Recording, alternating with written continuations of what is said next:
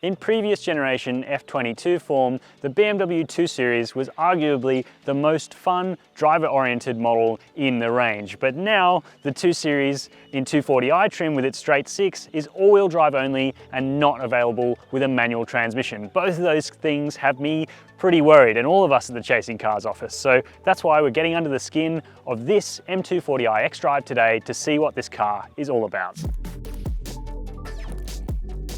So while it may have all-wheel drive and 230 extra kilograms to lug around, there are some good things about this new vehicle. Starting with the fact that it is a fair bit faster, 0 to 100 kilometers an hour, getting there in 4.3 seconds. So that's great. It's also based on BMW's cluster architecture, the same platform that underpins vehicles like the 3 Series, the 5 Series, all the way up to the 8 Series. So it's a very versatile platform, but it has come at a size increase for this vehicle. It's 90 millimeters longer, 60 millimeters wider, which I think is actually kind of a good thing because it's still narrower than the M2. And it's also riding on a 50 millimeter longer wheelbase. So we'll get to how that affects this car's handling, dynamics, and performance in a little bit. But first, let's cover off things like price. So the new 240i has gone up by about $8,000 here in Australia, just under $90,000. And with this one's gorgeous Thundernight metallic paintwork, it comes up to just a bit over $92,000 as you see it with sports seats, which we'll get to in a minute. Now, that is about 8 grand more expensive than the car it replaces, but it's also about 10 grand less than the Mercedes-AMG A45, the little hot hatchback that's a front wheel based 4-wheel drive that is really this car's closest competitor, apart from maybe the Audi RS3 as well, but both of those cars are more practical. They're not two-door BMWs with a straight six that are purple. And I think that's a really exciting combination. So I'm really keen to delve into this car and see what it's all about. But before we get into that, any comments you have on this vehicle, let me know down below. If you haven't done so already, we'd also love it if you could hit subscribe. And if you've already seen me talking about this 2 Series for long enough and you want to take the next steps with Chasing Cars, I've dropped a link below the video so you can organize things like a test drive, check out the brochure, or read our full written review on the M240i xDrive. Now, first up, let's talk about how this 2 Series looks. Now, it's not going to be to everyone's tastes, but what I think is fantastic is this paint color, if that wasn't already clear. It feels like a hark back to the Daytona Violet launch color of the BMW E34 M5, and then maybe even the Techno Violet of the E36 M3 in the 90s. I think it's a really cool hark back to BMW's past, and there are a couple of other details like that, including these mirrors, which reference the old Shrek-ear mirrors from M cars of past. You've also got stuff like this really bulging bonnet that looks like it's almost taken straight from the BMW M2 CS. And although this isn't a fully fledged M car, you've also got these amazingly blistered guards. It looks really serious. It looks a whole lot more mean and muscular on the road than the car it replaces, at least in my book. You can let me know how you feel down below.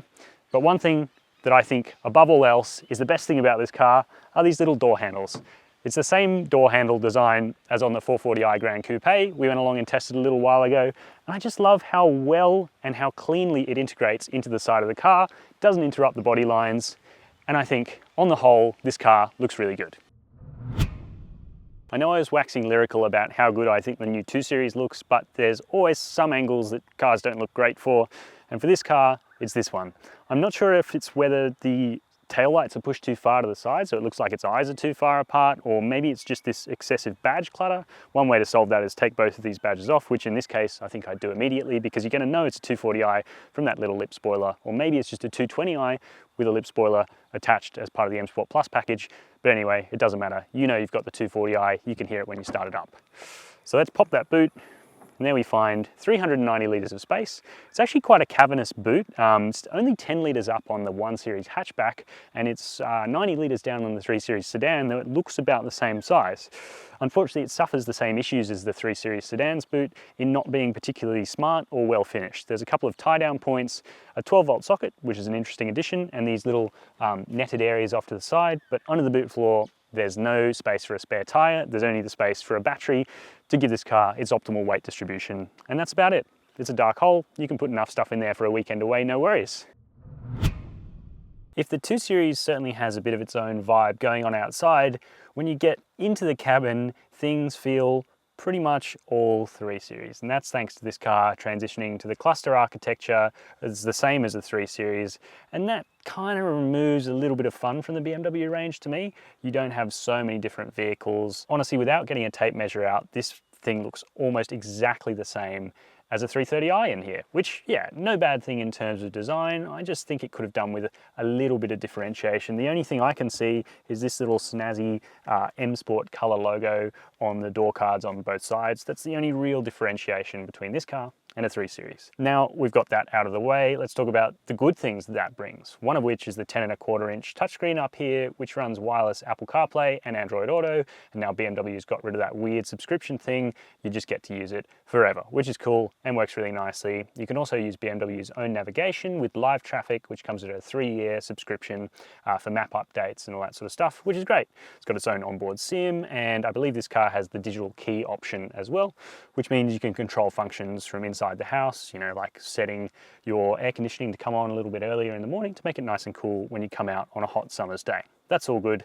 And it again suffers the same criticism of having that 12.3-inch digital driver's display, which has been addressed in some of their later products, such as the iX. Things are starting to get better, and BMW is starting to listen, so I won't rattle on about that too much. Now, if I do have one more complaint about the infotainment system, is that every steering wheel you see in there is different to this one. It's from the last generation 2 Series or the non-sport generation. This M Sport car gets the standard thick rim with your little M insignia here, which we're all kind of starting to get used to as the thickness of the rim becomes kind of par for the course. Now this car itself does have a couple of options as well. These sport seats, which are super comfortable, have inflatable bolsters, have a slide out under thigh support for me as the driver, and they've also got 2-position memory for me. They're a $1,700 option in this car, which I thought was a little bit strange having an M240i without that as standard. But you know, that's cool, all good. They're very comfortable once you got them, and I think it's probably worth going for that option. They're also heated, 3-stage heating on both driver and passenger seat. Very nice and neat.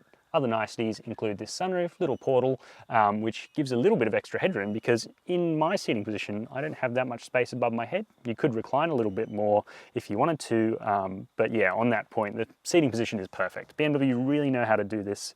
For me, it suits just right. I can get the steering wheel really close to me and I can have my legs outstretched nicely.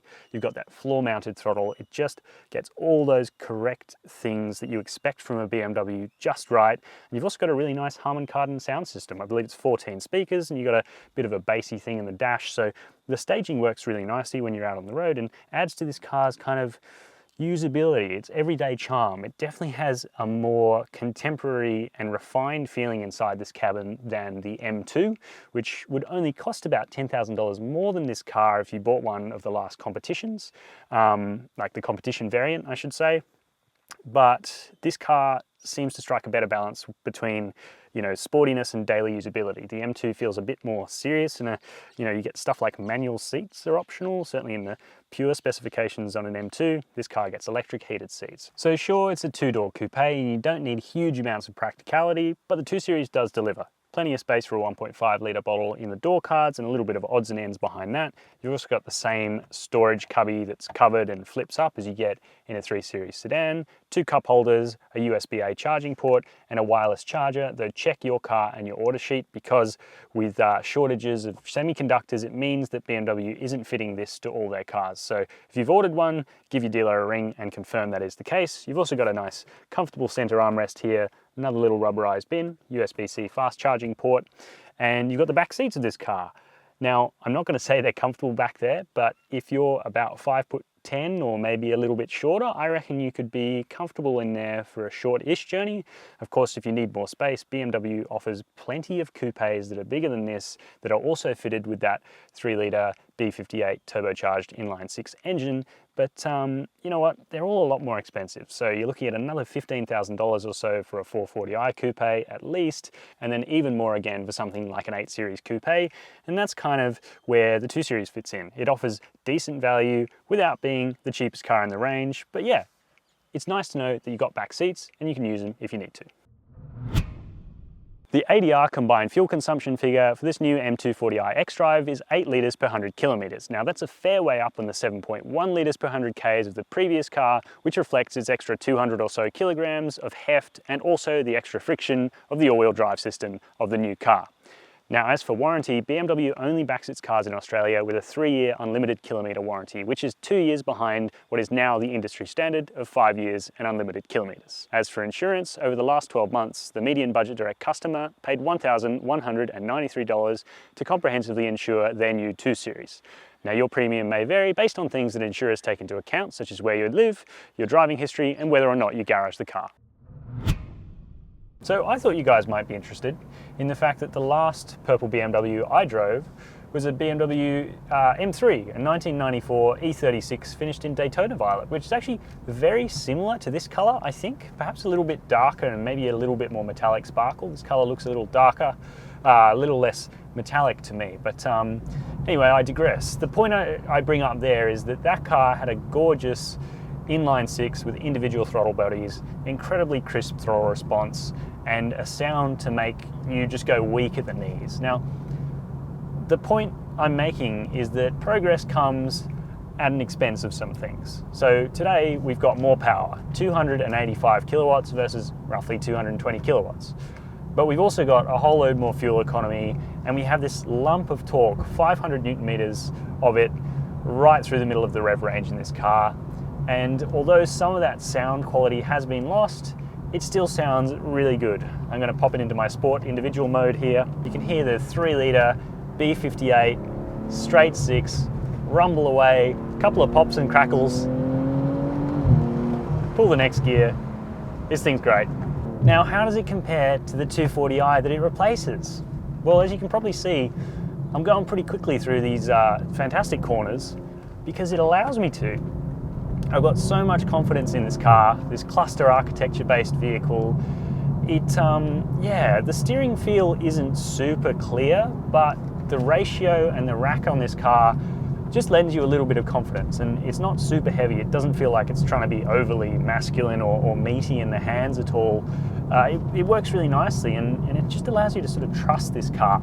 And I think I've definitely developed more trust for this generation of 2 Series than the one before, straight out of the bat. I always thought that previous car needed a rear limited slip differential and a nicer set of dampers to make it come alive, and it feels like this car has actually those two things. It does have a rear limited slip differential and electronically controlled, mechanically locking diff, but that also works in conjunction with an all-wheel drive system. Now, that really was the big thing that I think had us all worried about this new generation of 2 Series.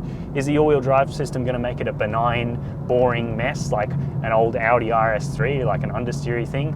That's absolutely not the case, because BMW's xDrive all-wheel drive is rear biased. Basically, it's a rear-wheel drive system that sends power to the front when needed, when on demand. And what that means in essence is that this car is still super throttle adjustable. It kind of feels like rear-wheel drive on easy mode, like I was describing in that M240i xDrive Grand Coupe that you guys came along with me for a drive in. It's like you can really be greedy with the throttle on corner exit, and then when you've got the DTC in traction mode, it allows just tiny, delightful angles of slip without losing any drive. So I reckon that on a twisty road like this, you're going to have a real tough time keeping up with the M240i in an older M2, because while the M2 has extra front end bite and tyres that don't give up as easily as these Pirelli P0s, they're also quite a staggered set, so 225 at the front, 255 at the rear. I reckon this car with a little bit more front tyre would be better. But yeah, that's really where it's losing out to the M2, because it certainly doesn't lose out on corner exit, because you can lean into the throttle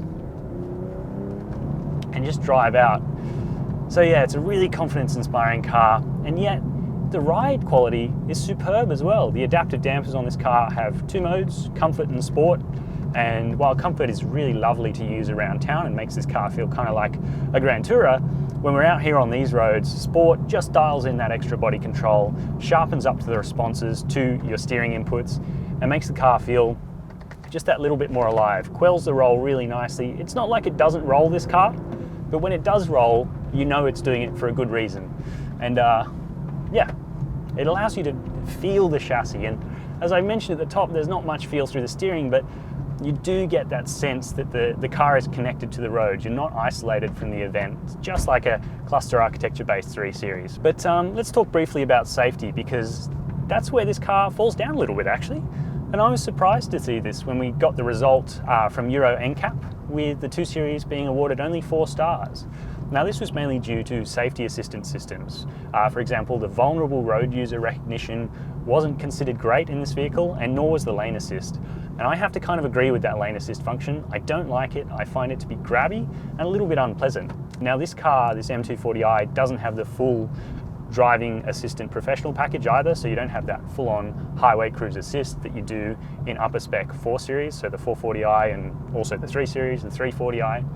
You only get adaptive cruise control and that lane keep assist system. So it's going to be interesting to see if this car gets rated independently by Australia's testing body ANCAP, but it's more likely, I think, that we're going to carry over that 4-star rating from Euro NCAP's testing. So yeah, a bit of an interesting one for the 2 Series, given its proximity to the 3 Series. Like, it uses all the same stuff. They've both got reversing AEB with junction AEB detection. Just in testing, the game seems to have moved on. Thankfully though, the game hasn't moved on in terms of driving experience. I'm very happy to report that I think the 240i still retains its crown in this small, powerful, hot hatch kind of coupe segment under $100,000 with Audi RS3s and Mercedes A45s as the driver's choice. This is the one I'd pick because I love that straight 6 engine. I love that it still feels rear driven until the front needs to step in and help you out. And it just feels seamless and BMW-y. Of course, I'd love to organise a test with all those rivals I just previously mentioned, so let me know in the comment section down below if you'd love to see that. So the 2 Series is now bigger, heavier, more expensive and worse on fuel than it was before. Does that mean it's bad? Well, it's a fundamentally different vehicle, but it's not bad. It's still heaps of fun when you get it out here on a good twisty country road, still makes you smile and giggle, and you can still access throttle adjustable power oversteer. And I think that means that this car is still fantastic. But that's not to say it's not a different machine. And that different machine is one that's a bit more daily usable. It's got a more comfortable suspension tune, and I think it's got greater bandwidth because of that all-wheel drive system. Of course, it's faster and all that sort of stuff as well, but when it all comes down to it, it's how it makes you feel when you drive, not how fast it is. Now, the question probably on your lips is, what about the next M2? Do I reckon that this 240i is a good platform to build off? Absolutely. It just needs a little bit more front end bite, a little bit more tire grip, and some more serious suspension tuning. And I think BMW M is going to be able to unlock something really special with the next generation of M2. Please, I really hope that they do follow up the first car with a second generation. It would make me extremely happy. But is the next 2 going to be all-wheel drive like this M240i? Well, as we've seen BMW's M division do with the G82 and the G80 M4 and M3, they've actually offered both. And so I hope, looking through my little crystal ball, that perhaps BMW will continue to do that for the next generation M2 and offer a 6-speed manual transmission, because this car is automatic only here in Australia. But of course, I want to hear your opinions on the new 2 Series and this 240i in Thundernight Metallic, which is a fantastic colour. So let me know down below whether you reckon this is a worthy successor to the original 2 Series. And while you're down there leaving your opinion, I'd also love it if you could hit subscribe and the bell icon if you haven't done so already. And as always, thank you for watching Chasing Cars.